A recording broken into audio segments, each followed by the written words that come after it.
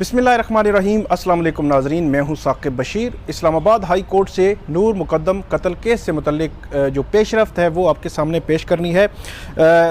काफ़ी दिनों से बहुत सारे लोग ट्विटर पर और जो यूट्यूब है उस पर कमेंट्स में इसकी पेशरफ्त और अपडेट से मुतल्लिक पूछ रहे थे। तो अपडेट एक तो आपके साथ शेयर करेंगे कि नूर मुकद्दम केस में जो अपीलें कौन कौन सी फ़ाइल हो चुकी हैं और उसमें अब आगे क्या होना है, कब तारीख़ जो है वो पड़ेगी। और इसमें इम्पॉर्टेंट ये है कि अब जो स्टेट है, सरकार है, जो हुकूमत है, बाकायदा तौर पर उसने भी जो मरकज़ी मुलज़म है ज़ाहिर ज़ाकिर जाफ़र, उसके ख़िलाफ़ अपील फ़ाइल कर दी है और दीगर मुलज़मान के ख़िलाफ़ भी अपील फ़ाइल कर दी है। एक तो अपील क्या है उससे मुतल्लिक थोड़ा मुख्तसर आपको बताएंगे, आज समाअत क्या हुई और आइंदा जो है वो इस केस में क्या होना है। सबसे पहले अपील से मुतल्लिक ही बात कर लेते हैं। एक शॉट है जो एडवोकेट जनरल इस्लामाबाद हैं नियाज़ुल्लाह नियाज़ी, उनकी जानिब से जो अपील फ़ाइल की गई है उसमें ज़ुहैब गोंदल जो इसमें जो एडवोकेट जनरल ऑफिस के ऑफिसर हैं जो अदालत में आज पेश भी हुए, उनका छोटा सा आप शॉट सुने, उसके बाद हम नेक्स्ट जो है वो आपको बताता हूँ मैं। उसमें जो रेप का ऑफेंस था उसकी हद तक हमने इन्हांसमेंट के लिए फाइल की है, क्योंकि उसमें रेप एडमिटेड है, उसमें मेडिकल जो है वो पॉजिटिव आया हुआ है। तो लिहाजा हमारा कंटेंशन ये है कि उसमें कैपिटल पनिशमेंट दी जाए। और रिमेनिंग जो ऑफेंसेस हैं उनकी हद तक जो बाकी अक्यूज़ हैं, को अक्यूज़ हैं, क्योंकि उनको 109 के अंदर पनिशमेंट हुई है कॉन्स्पिरेसी के अंदर, तो इसलिए हमारी कंटेंशन इसमें भी ये 109 क्या होता है? Conspiracy, okay. क्योंकि उसमें साथ वो एक्चुअल उसी स्पॉट के ऊपर मौजूद थे, उनको सारे वकूए का पता था, तो इस वजह से हमने उनकी भी सजा जो है वो बाकी जो अक्यूज़ हैं उनकी बढ़ाने के लिए इस सजा दी है। ओके। और बाकी जो मुलज़म बरी हुए हैं उनकी हद तक स्टेट ने जो अपील फाइल की है उसमें हमने ये सजा किया है कि वो भी, क्योंकि साथ ऑलरेडी इसी कोर्ट ने उनकी ज़मानतें मुस्तरद की थी और सुप्रीम कोर्ट से भी उनकी जो बेल है वो डिसमिस हुई थी, तो लिहाजा हमने उनको भी अक्विटल जो है उसको चैलेंज किया हुआ है।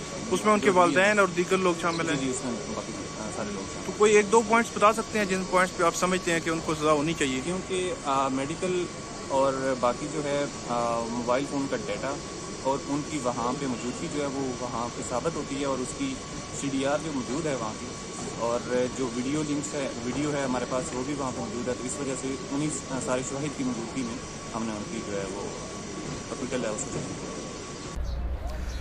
तो ये आपने सुना, ज़ुहैब गोंदल हैं जिन्होंने हमें कोई मुख्तसर सी तफसीलात बताई कि एडवोकेट जनरल इस्लामाबाद ने सरकार की जानिब से, हुकूमत की जानिब से ज़ाहिर ज़ाकिर जाफ़र और दीगर मुलज़मान के ख़िलाफ़ क्या अपीलें फ़ाइल की हैं। मुख्तसरन मैं आपको भी बता देता हूँ, ज़ाहिर ज़ाकिर जाफ़र, जान मोहम्मद और जो इफ्तिखार है, जिनको सज़ा हुई है इस केस में, उनकी सज़ा बढ़ाने के लिए एक तो अपील फ़ाइल की है सरकार ने, हुकूमत ने। एक तो शौकत मुकद्दम साहब ने अपीलें फ़ाइल की हुई हैं, ये अलग से अपीलें हैं, इनमें अलग जो है वो इनके वकील जो है वो पेश होंगे। जो मरकज़ी मुलज़म है ज़ाहिर ज़ाकिर जाफ़र, उसके हवाले से ये समझती है सरकार कि जो 376 है, जो रेप वाला मामला है, वहाँ पर भी सज़ाए मौत होनी चाहिए। इसके अलावा जो जान मोहम्मद और इफ्तिखार हैं उनकी सज़ा बढ़ाने की भी इस्तदा जो है वो की गई है कि कॉन्स्पिरेसी का जो आपने सुना भी होगा कि उसमें भी सज़ा होनी चाहिए। एक तो 3 मुलज़मान की जो मुजरिम हैं, 3 मुजरिमों की हद तक सज़ा बढ़ाने की इस्तदा है जो स्टेट की अपील है, और इसके अलावा 9 जो दीगर मुलज़मान इसमें जिनकी बरीयत हुई है, एक्विटल हुई है, उनकी एक्विटल ख़त्म करके कानून के मुताबिक वो कहते हैं कि उनकी भी सज़ा बनती है। तो वो आपने क्लिप में भी सुना कि वो कहते हैं कि जो CDR है, जो फ़ोन कनेक्ट हो रहे हैं, जो कॉल्स हैं, उनकी बुनियाद पर, और जो थेरेपी वर्क के लोग हैं उनकी प्रेजेंस के हवाले से उन्होंने वीडियो बात की, तो उनका ये कहना है कि इस बुनियाद पर उनको जो एक्विटल दी है, जो एडिशनल सेशन जज अता रबानी ने जो बरी किया है वो ठीक बरी नहीं किया, इसलिए उन 9 को भी सज़ा दी जाए। तो मजमूई तौर पर जो 12 इसमें 9 मुलज़मान हैं और 3 मुजरिम हैं जिनको सज़ा हो चुकी है, तमाम के ख़िलाफ़ एडवोकेट जनरल इस्लामाबाद की जानिब से बाकायदा तौर पर अपील जो है वो फ़ाइल कर दी गई है। अब आज इस्लामाबाद हाई कोर्ट के जस्टिस आमिर फ़ारूक, जो मेरे अक़ब में आप उनकी अदालत देख सकते हैं, उनकी अदालत में समाअत थी। उस समाअत में जो ज़ुहैब गोंदल हैं वो पेश हुए। जो यहाँ का जो रजिस्ट्रार ऑफिस है उसने स्टेट की अपीलों पर उनके एतराज़ात लगाए थे, जिन एतराज़ात के हवाले से अदालत ने ये कहा है कि दो किस्म के एतराज़ात थे। एक एतराज़ ख़त्म कर दिया है और दूसरे एतराज़ के हवाले से कोई डॉक्यूमेंट है जो अदालत ने कहा है कि आप इसके साथ लगाएं ताकि हम आइंदा जो है वो आइंदा कुछ दिनों में 2 या 4 दिनों में दोबारा इसको सुनेंगे। दोबारा सुनकर स्टेट की जो अपील है इस्लामाबाद हाई कोर्ट उसको सुनकर उसके बाद उसमें नोटिस जारी करेगी। अब तीसरा मरहला जो है इसमें आता है वो है कि आइंदा अब इस केस में होना क्या है।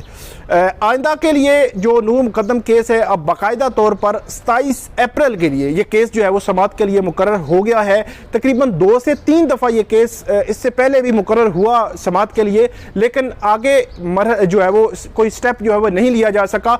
बहुत सारे लोग इसमें पूछ रहे थे कि इसमें अपडेट क्या है, आजकल आप क्यों नहीं बात कर रहे। तो उसका जवाब बड़ा सिंपल और सादा सा है कि अभी इसमें अपडेट जब आती है तो हम आपको अपडेट करते रहेंगे।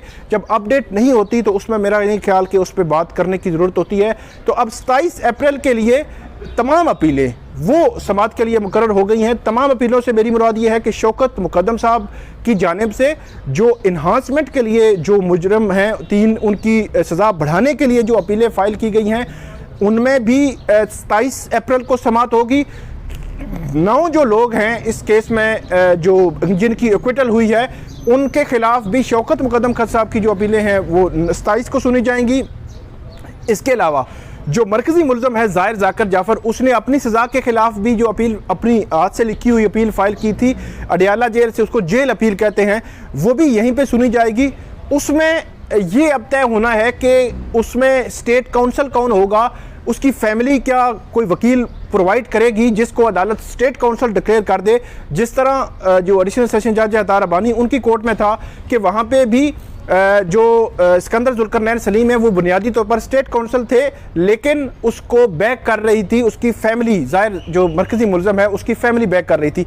तो यहाँ पे भी यही होना है 27 को ये जो है वो या उसके बाद एक तारीख में ये तय हो जाएगा कि मरकज़ी मुल्ज़म को कौन सा वकील जो है रिप्रेजेंट करेगा, कौन सा वकील उसकी अपील पर आर्गूमेंट अदालत के सामने रखेगा।